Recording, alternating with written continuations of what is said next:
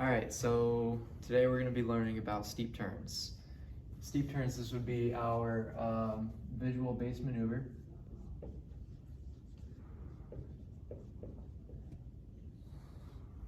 So first thing we always want to do, we always want to make sure and look up our ACS standards. We want to have our setup of what we're going to be doing for the maneuver, and we also will be having a couple pro tips and common errors. So for the setup, we're going to initiate our turn probably around 2,500 feet MSL. And you always want to make sure that we do our clearing turns ahead of time. And you also want to make sure that we're going to be doing the maneuver around our maneuvering airspeed. And for steep turns, that is right around 113 knots indicated. So of course, now that we got our setup done, we're going to be looking at our ACS standards, everything for ahead of time so we know we don't bust our check ride. So for the ACS standard, it's going to be plus minus 100 feet. It's going to be plus minus 10 knots, and it's going to be plus minus 5 degrees of bank. And so now for a private rated steep turn, it is going to be 45 degrees bank. And we don't want for our minimal altitude, we don't want to lose, we want to make sure it's high enough to where we don't lose any more than 1,000 feet for precautions and safety. That's why I made our selection set up for 2,500 feet. And over here, I'm not going to write anything in it just yet, but we're going to have a pro tip section to try and help you complete the maneuver. And we're also going to have common errors, which we will talk about, but it will be around the end of the maneuver, so we can kind of get a grasp on how a steep turn works.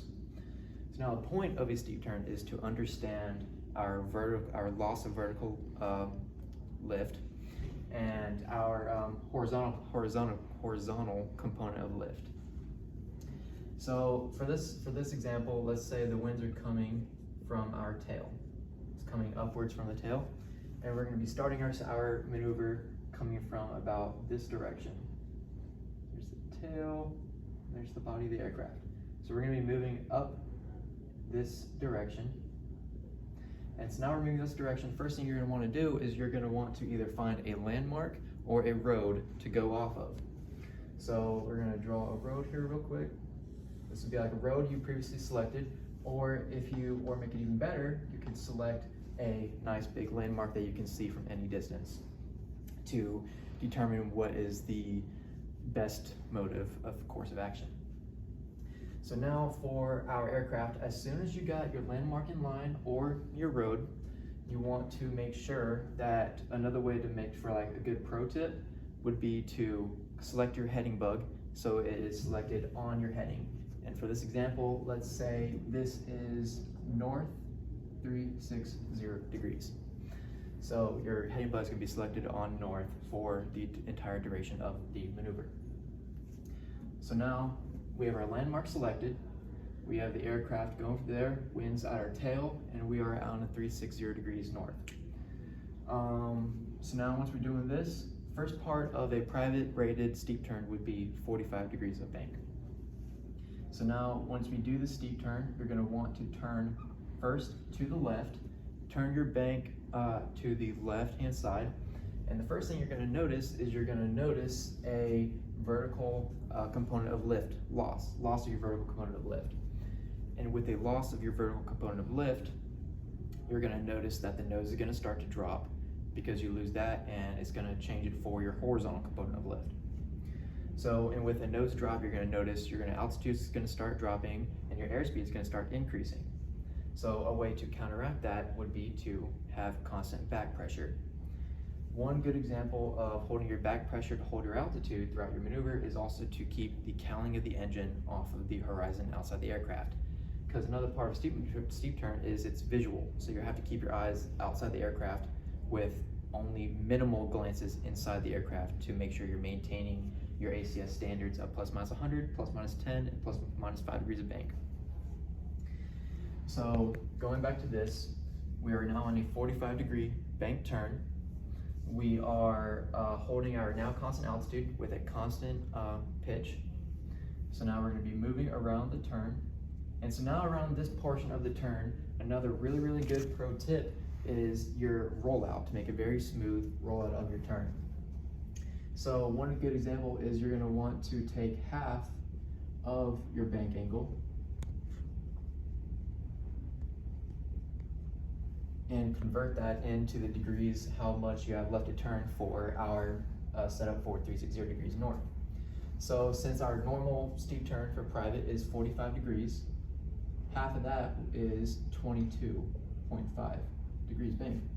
So around this point, coming from a left turn, we're going to want to start initiating our rollout around a 0 to 2 degree heading.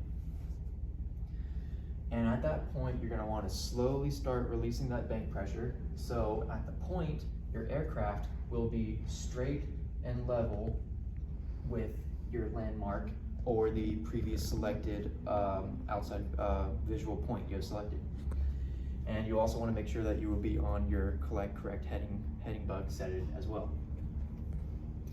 So now, after this, you're going to want to, you brought the whole aircraft around, you've initiated your rollout 22 degrees, you're now lined back up with the 360 degrees north and on our landmark point. Only half, so now currently half the maneuver is done, and we have another right-hand turn to do for the steep turns. So now we're going to be initiating the right-hand turn. You're going to notice the plane is going to start to balloon up because you have a whole bunch of power in and you have a lot of back pressure. So before you initiate that right-hand turn, you want to make sure you're back at your 2,500 foot MSL. So what you want to do is once you go wings level, you want to release a little bit of back pressure and bump back a little bit of power. But before you start that right-hand turn, again, you want to make sure you're right at 2,500 and you're right around your maneuvering speed of around 113 indicated. So now that we're back, everything's coordinated, we're going to initiate our turn to the right-hand side now. So now once we initiate our turn to the right-hand side, it's going to be the exact same thing as the left-hand side. You're going to do your 45 degree bank. And around the 45 degree bank, another thing I forgot to talk about would be our overbanking tendency and also torque effect. And with our torque effect, you're going to notice that because the propeller is spinning to the right side from inside the aircraft, the plane is going to want to go in the opposite direction to the left. So whenever you're turning from the left-hand side, because of your torque effect, you're going to want to have a little bit less bank angle because the airplane is going to want to be constantly pushing you to the left-hand side. And when you're turning to the right, you're going to want a little bit more bank angle since you're going to be fighting against that torque effect from the engine and the propeller. So now, we're also going to be referring to our overbanking tendency. And so our overbanking tendency is the portion of where we have the outer wing and the inner wing. So direction depending on the way we're turning, so now we're turning right hand, would be the left wing is now the outer wing, and it's sticking, and it has, since the aileron is pointing downwards, we're going to have more lift. But the inner wing is pointing downwards, so it's going to have less lift. And because of that difference in lift, we're going to have asymmetrical lift, which is going to hereby turn the aircraft in this direction, having more of a yawing motion. So a good way to counteract that would be a little bit more yaw and a little bit more control of your rudder to maintain coordinated control of the aircraft. So now we are in back 45 degrees bank. We're turning around the aircraft, having a constant back pressure on the aircraft. Again, making sure the cowling of the engine is off the horizon, having a constant flow of the engine, engine cowling off the horizon, down to our quick glance at our altitude, quick glance at our airspeed, and making sure our bank angle is holding 45 degrees bank. So now that we're coming back around, this time from the right-hand side, we're going to start to, you want to predict your rollout for the right-hand side. So this time, you're going to be coming from the right-hand side, so you're going to want your rollout to begin right around heading of 338 degrees. So right around that, around 338 degrees, which should be around 22 degrees off, half your bank angle. You're going to roll your wings level, and by the time you roll your wings level, it should be lined up again with your landmark or the road you had pre-selected.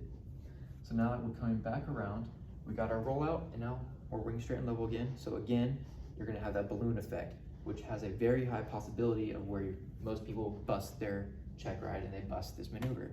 So you also wanna make sure you release back pressure, release throttle on the power, and that will help you maintain your plus minus 100 feet, plus or minus 10 knots, and also maintaining your constant bank around. We've got to keep that plus or minus 5 degrees of bank. So now that we have lined up, we've done our left turn, our right hand turn. Now we're going to exit the maneuver going straight toward the point that we had pre-selected. So now we've talked about our setup, which was 2,500 feet. We've done our clearing turns and we held our maneuvering airspeed. We have held our ACS standards up to a plus minus 100 feet, 10 knots, and 5 degrees of bank. We have done our rollout turn. We have talked about our overbanking tendency. We have talked about torque effect. So now one good thing to also talk about would be, last thing would be our common errors. So common errors is a really, really big part of this. It's something where everyone messes up on, and it's a big part to study on if you really want to complete this maneuver and pass it as efficiently as possible.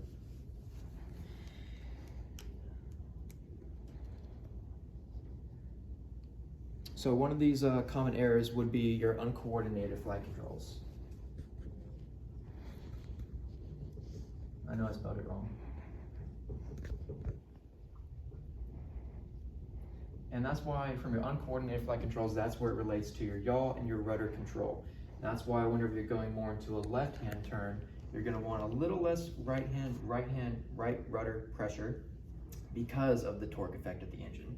And when you're going into a right-hand turn, you're gonna want a lot more rudder pressure, so because you're gonna be fighting against it, the torque.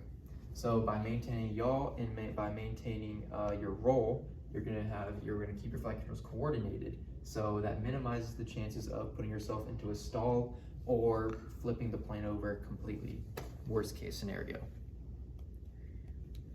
Another good common error would be your loss of orientation.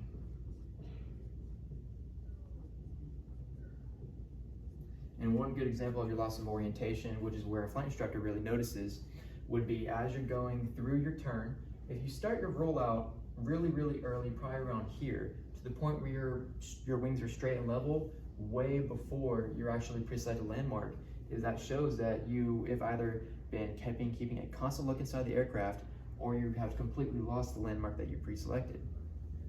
And another good way loss of orientation example would be as if you've continued your turn all the way around and you have passed your landmark point to the point where you have completely lost sight of this landmark or this road that you have selected. And a good way to correct that would be to have your heading bug selected ahead of time, so you know when you're doing your quick glances inside the PFD to look your altitude and airspeed and bank, you also can see when the heading bug is about to show up, and then you can keep your eyesight outside the aircraft and predict when that landmark is going to show up. So now for our common errors, we have uncoordinated flight controls, we have our loss of orientation. Another one would be correcting our altitude deviations.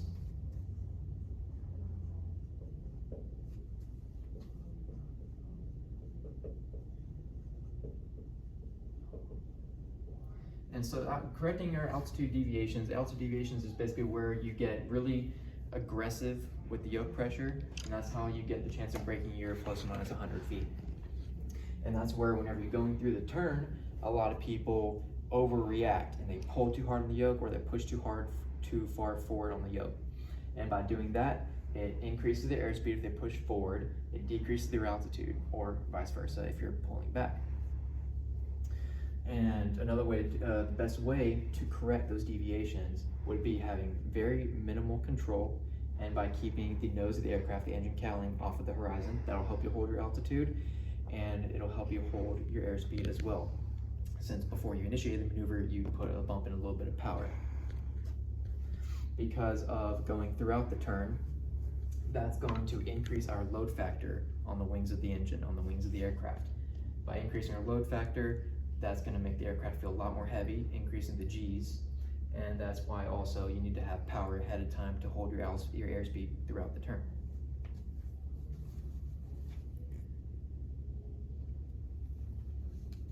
And so another one of our common errors would be your improper pitch, bank, and control.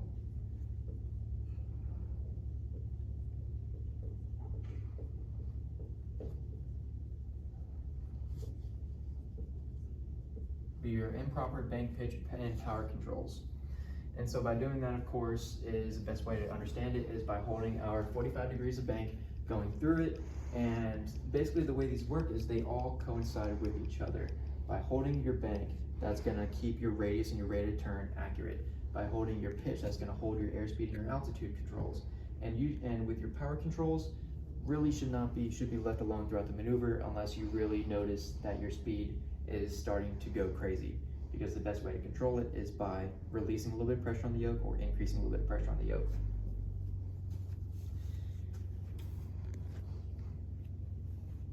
And another good common error would be by not turning into your bank quick enough. So it would be too slow bank turn. And this is basically where once you start your turn, if you turn your bank 45 degrees too slowly, first thing you're gonna wanna do is you're gonna wanna pull back on the yoke. And that's going to immediately start gaining altitude since you're not already at your 45 degrees bank and you haven't lost that full amount of vertical component of lift.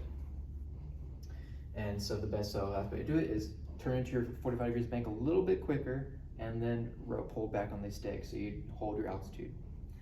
And another last but not least off of our common errors would be too much instrument looking.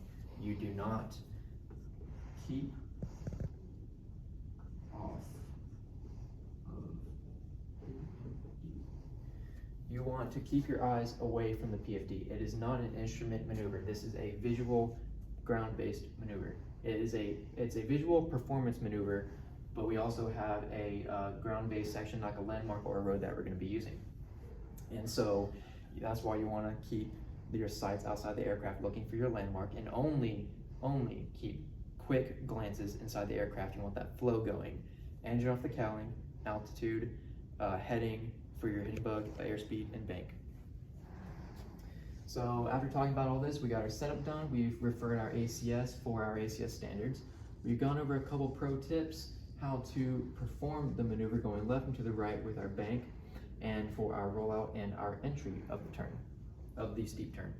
And we've also referred our common errors of our uncoordinated flight controls, lost orientation, correcting our altitude deviations, improper bank, pitch, and power controls, and all is too slow of our bank turn, and keeping off of the PFD, because it is, again, not an instrument maneuver.